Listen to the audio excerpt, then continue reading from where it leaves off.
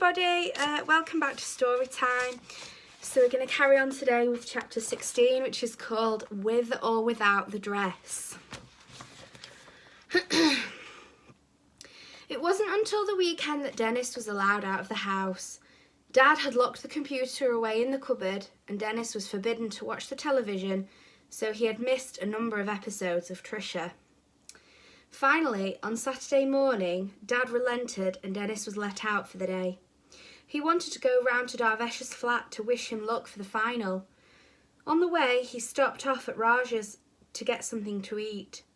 He only had 13p to spend, as his pocket money had been frozen indefinitely. Raj greeted him as warmly as he always did. "Ah, my favourite customer," exclaimed Raj. "Hi, Raj," said Dennis, mutedly. "Have you got anything for 13p? Let me think. Half a chomp bar?" Dennis smiled. It was the first time he had smiled in a week. "It's nice to see you smile, Dennis. Lisa told me what happened at school. I'm very sorry." "Thanks, Raj." "I must say you had me fooled, though. Very good you looked, Denise. But I mean, being expelled for putting on a dress. It's absurd. You haven't done anything wrong." "Dennis, you mustn't be made to feel like you have." "Thanks, Raj. Please help yourself to some free confectionery." "Wow, thanks." Dennis's eyes lit up. "To the value of 22p. Watching Darvesh pack his football kit for the final was harder than Dennis had imagined. Not being able to play was the worst part of being expelled. "I'm gutted you're not in the team today, Dennis," said Darvesh as he sniffed his socks to check they were clean. As he sniffed his socks to check they were clean, "You're our star striker." "You guys will be okay," said Dennis supportively. "We don't stand a chance without you, and you know it. That Hawtree is evil, expelling you." "Well, it's done now, isn't it? There's nothing I can do." "There must be something. It's so unfair. It's only dressing up. It doesn't bother me, you know. You're still Dennis, my mate, with or without the dress." Dennis was really touched and wanted to hug Darvesh, but being 12-year-old boys, hugging wasn't really something that they did.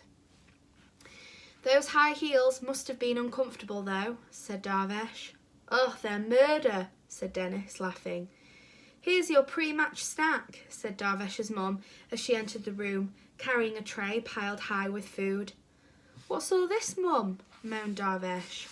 "I made you a little masala, some rice, dal, a chapati, samosas, followed by a Wall's Viennetta." "I can't eat all this, Mum. I'll throw up. The game's in an hour." "You need your strength, boy. Doesn't he, Dennis?"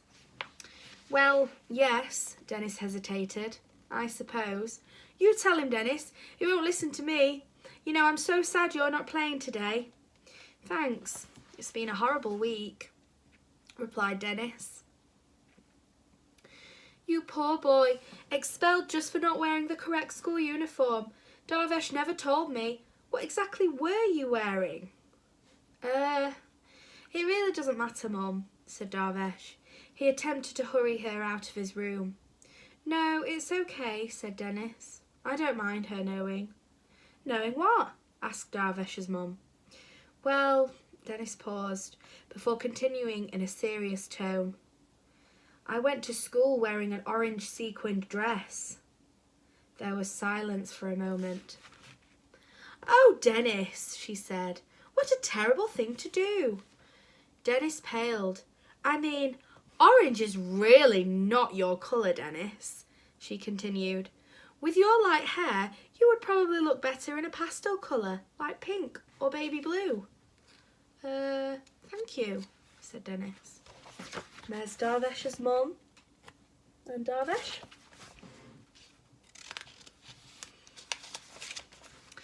"My pleasure. You can come to me any time for style advice. Now come on, Darvesh, eat up. I'll just go and start the car," she said as she left the room. "Your mum's cool," said Dennis. "I love her." I love her too, but she's nuts, said Darvish with a laugh. So, are you going to come and watch the game then? Everyone will be there. Oh, I don't know. I know it will be a bit weird for you, but come with us. It won't be the same without you.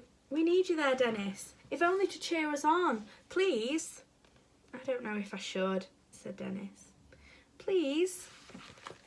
Chapter 17, Magdalen Street. Dennis felt sick as the referee's whistle blew for the start of the game. Pupils, parents and teachers were all grouped excitedly around the pitch. Darvish's mum looked like she was going to explode with excitement. She had elbowed her way to the front of the crowd. "Come on, football!" she kept shouting with joyful anticipation. Mr. Hawtrey was next to Darvish's mum. He was sitting on a strange contraption that was half walking stick and half seat. The fact that the headmaster was the only person sitting made him look very important, even if what he was sitting on looked bum-numbingly uncomfortable. Dennis pulled up the hood on his anorak so that Mr. Hawtrey wouldn't spot him. He didn't even go to school anymore, and the headmaster still terrified him. Dennis was surprised to see Lisa standing in the crowd with Mac. "What are you doing here?" he asked. "I didn't know you liked football." "Well, it is the final," said Lisa casually. "I just wanted to come and support, like everyone else." "I feel a bit embarrassed now, Dennis," said Mac tentatively. "Asking you out on a date and everything." "Oh, don't worry, Mac," said Dennis. "I was flattered in a way." "Well, you did look very pretty as a girl," said Mac. Lisa burst out laughing. "Prettier than Lisa?" joked Dennis. "Oi, watch it, you," said Lisa, smiling. Out of the corner of his eye, Dennis saw Miss Windsor making her way across the pitch to take her place in the crowd. "Have you apologised to Miss Windsor yet, Dennis?" asked Lisa, with a tone that suggested she knew the answer already. Not yet, Lisa, but I will," squirmed Dennis. "Dennis!" said Lisa sharply. "I will." "You did really upset her," added Mac, as he somehow managed to put a whole Caramac into his mouth. "I saw her in Raj's shop yesterday, and she cried when she saw a bottle of Orangina." "Yeah, all right, I will. I just can't do it right now, can I? Not with Hawtrey sitting right there," said Dennis, concealing himself behind Mac's bulk and turning his attention to the match. The opposition was Magdalen Street. They had lifted the trophy every year for the last 3 years. It was a notoriously rough school, and their team played dirty, going in really hard for tackles, elbowing opponents, even once poking a referee in the eye. Dennis's school, or rather his ex-school, had never won, and all most people were expecting of them was a heroic defeat, especially now that their best player had been expelled. True to form, Magdalen Street got off to a strong start, scoring in the first few minutes. One of their team was given the yellow card for administering a Chinese burn to one of the defenders before they scored another goal. Then another. Darvish ran up to Gareth. "We don't stand a chance. We need Dennis." "He's expelled, Darvish. Come on, we can win without him." "No, we can't, and you know it." Gareth ran off after the ball. Another goal from Magdalen Street. 4-0. This was turning into a massacre. There was a lull for a moment as Darvish's mum and Miss Windsor stretchered off one of the school's team. One of the Magdalen Street centre-forwards had accidentally stamped on his leg. Darvish shouted at Gareth, "Please, Gareth, do something." Gareth sighed and ran over to Mr. Hawtrey. "What do you want, boy? This is a disaster. You're bringing shame on the school," snarled the headmaster. "I'm sorry, sir, but you expelled our best player. We don't have a chance without Dennis." "That boy is not playing." Gareth's face fell. "But, sir, we need him." "I'm not having that dress-wearing disgrace of a boy representing the school." "Please, sir."